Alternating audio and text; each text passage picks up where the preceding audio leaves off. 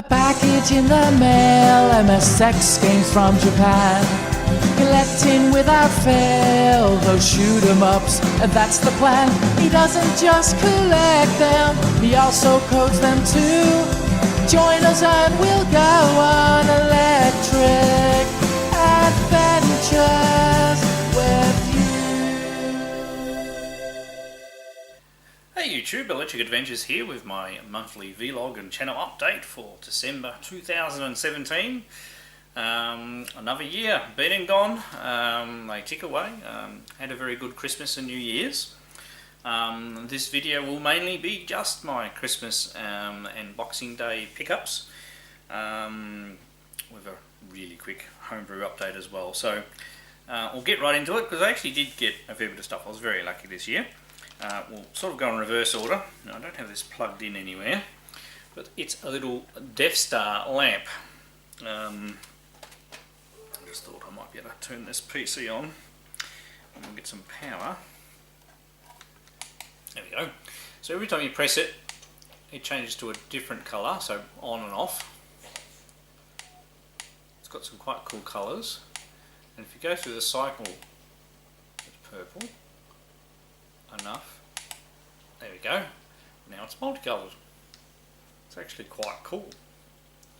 So my wife gave me that. That was actually very nice. My younger daughter actually bought me a couple of things from Zing. One of them was this Stranger Things random one, and it's actually the Sheriff from Stranger Things, which is actually the 1 in 72 out of the box, so it's the rarer one. And she got me a Guardians of the Galaxy one, and I got Baby Groot, so that's pretty cool. So I'll have to put a picture up. One of my other daughters got me Super Mario Chess, but I took it down to my holiday home, and I've been playing it with my youngest, teaching her how to play chess using that. And I left it down there because I'm going down there again this weekend, and I'll have another couple of games with her. So for my main presents from Santa, sorry, in the wrong order. So the main thing from Santa was a PlayStation VR headset, which I've wanted for such a long time, but they're always so expensive, and combination of, well, the base price has come down, plus they introduced this new bundle which actually comes with VR Worlds and VR Skyrim, and for some reason we have Black Friday sales now to match overseas, and it was pretty much down to 50% of what it would have cost just by the headset back when it was released. I got that with VR Skyrim, which is, you know, brand new game, and VR Worlds. Now it comes with the what have I done with the box? It comes with the PlayStation camera, which I didn't have either. So that'll actually be nice because I do occasionally jump on my PlayStation 4 and do stream for a little bit, and it's very hard to actually interact with anybody who chooses to watch because I can't. I've only got the controller, I can't reply to comments or do anything. So, of course, that came with PlayStation VR Worlds and Elder Scrolls Skyrim. Still in its plastic. I haven't loaded that one up at all yet. I'm just playing through some of the other games to start with. What I first tried in VR was Battlezone, and that is really cool. That was actually bought by one of my other daughters, by the way. When she asked what I wanted, I said, well, I knew I was getting the VR headset, so if she looked through the special bins and got one of the early release games, which she did. So, and that game is great fun so far. My future son-in-law has played the VR Worlds while I watched as well, and I loaded up Gran Turismo Sport, which is the other game I got for Christmas, and I've played that using VR as well. That is great fun, and you get a really, really good, you know, like big screen VR experience playing it.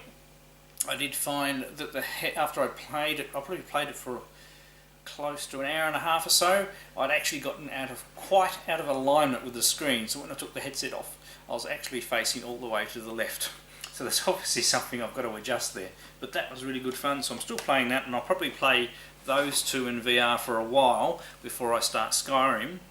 Now also got as a separate game was Uncharted Lost Legacy, which is obviously not as big as Uncharted 4. It's a mini game, and I've had a little session and then one big decent session, and based on one of my other daughters, apparently I'm most of the way through, so it's not a very big game by any stretch of the imagination, but I'm really enjoying it. I like the Uncharted games. So that was basically all my Christmas presents, but then the next day I have 4 daughters and we always go to the Boxing Day sales. I guard a table while they go around and shopping, and then after they've had fun for a while, I go and have a bit of a look. So I actually had some money that was given to me as well, by my mother nonetheless. So I bought some Blu-rays, which I've knocked over, so just a second. So with the money she gave me, and I only had to add a little bit to this because Blu-rays were 20% off, plus I chose pretty much ones that were on special. So I got these two for 30 less 20%. So the main one I wanted was John Wick 2, which we have watched. I really enjoyed John Wick 1, and I did enjoy this, but not as much as the first one. So maybe the first one was more of a shock. The other movie I got with it, mainly because I couldn't find any other 2 for 30s that I liked, is Life. I actually haven't read any reviews. Obviously it didn't stay in the cinemas that long, so maybe it wasn't popular, but it's a space movie, bit of a horror element. Looking forward to watching that one, see whether I like it. New release, the only real new release I got was War for the Planet of the Apes. Haven't watched that one yet. And then 2 box sets. Now I didn't have any of the Blu-rays for either of these series, nor seen the most recent installments. So I hadn't seen Spider-Man Homecoming, and we don't have Blu-rays of all the other Spider-Man movies, and I don't think I've actually seen Amazing Spider-Man number 2 at all. And so I've got the Spider-Man 6 box set, and we watched Spider-Man Homecoming last night, and I thoroughly enjoyed that. That's definitely, I reckon, going to be my favourite Spider-Man movie. But when we get a bit more time later on, we'll start from the beginning and watch all of them all the way through. So that's a nice set and a good way of getting quite a lot of movie entertainment for very little money. And then there was another movie that came out, and I wasn't too fussed about seeing the pictures or anything like that. We've always enjoyed the series, and most of my kids like the series as well, but it's Pirates of the Caribbean. So the latest one is Dead Men... I can't read that without my glasses. Oh, Dead Men Tell No Tales. Now I watched that last night straight after Amazing Spider-Man, and it's alright, but I didn't enjoy it anywhere near as much as Amazing Spider-Man, and these movies have become the ride that the original movies were based on rather than a movie. That's the best way to describe it. It was fun. It was probably better than the last one, maybe. I haven't watched the last one for ages. On Strange Tides. Yeah, probably better than that one, and probably, yeah, I don't know which one's my favourite, but I haven't watched some of these for quite some time, so it'll be really nice starting from the beginning and watching all the old ones again. So that's all the Blu-rays. Now in the sales, one more thing, I bought one more game, even though I didn't really need any more games, but it is a shooter, and it was really cheap. I think it was $19, and it was Sinmora EX, which is a horizontal shooter, and I have plugged this in and loaded it and played it. As I said, I have downloaded a lot of patches to play the games I've done so far, but they're all up and loaded, and I mean, because obviously it's a shooter, so I can just pop it on and have a quick blast of that one. So that's why I like shooters rather than some of the larger games. And that is pretty much all my pickups. Obviously we had a very nice Christmas, went round to my sister-in-law's for dinner around there, and then we had tea at our place, and it's getting more complicated now that my 2 oldest daughters have moved out, so there's all touring, going to different places and meeting different ones at different times of the day, but we actually had everybody for tea, which was really good. Now, not much else to update. Now, I do have, obviously, as people have been following, quite a number of homebrews under the development. My primary focus of the one that I'm working on the most, mainly because it's taken so long for me to get it to work on it, is Sydney Hunter and the Caverns of Death for the NES. And the main reason of the slowdown of that is because the NES does have limitations, and the Sydney Hunter game is quite a beautiful and very nice looking game, and it has lots and lots of graphics in it. But the NES has limits on the number of patterns you can have in it, and I've been having some difficulty fitting everything in, plus also getting the time to focus on it. But I've actually got the game mostly playable. I'm working on the enemies at the moment. I still do need to put I haven't put every single map element in, but I have a tool that I can do those fairly quickly and test them through. A couple of little minor niggling bugs, but it really, and the music plays and things like that. So it's probably going to take me another couple of months, but I'm definitely making progress with it. Then we move on to Pixidis for the ColecoVision, and I'll probably re-release it for the MSX as well. That actually plays really well. There's some sound effects in there now. There's just a bug when you get to the end of the first stage and finish the challenge phase.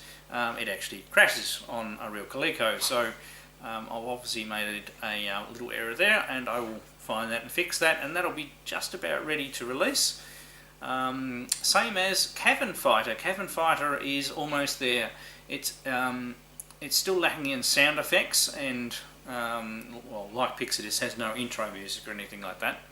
I have bought myself a new USB keyboard, so I'm going to have a bit of a try at knocking together some music, and maybe even using that to help make some more sound effects for both of those. But Cavern Fighter is just about ready to go, and they'll be released that for the Coleco and the MSX as well. And another one, I've been working on Berserk for the ColecoVision as well. I haven't actually worked on that for a little while. Basically the maze generation is done. You can run the main player around. He doesn't collide with any walls, but you can run him out one of the exits and you'll go to the next screen in the maze. I'm basically up to placing on a screen. I need to work out the logic in the arcade that places the enemies on the screen in their particular patterns, because I've got the maze generation arcade perfect, so I'd like to do those enemy patterns the same. And really, once I've done that and a bit of collision detection, that game's almost there as well. But there is one stretch goal I like to give myself with that one. I really would like, because it's hardly taken any ROM space at all, I really would like to work out some digitised speech.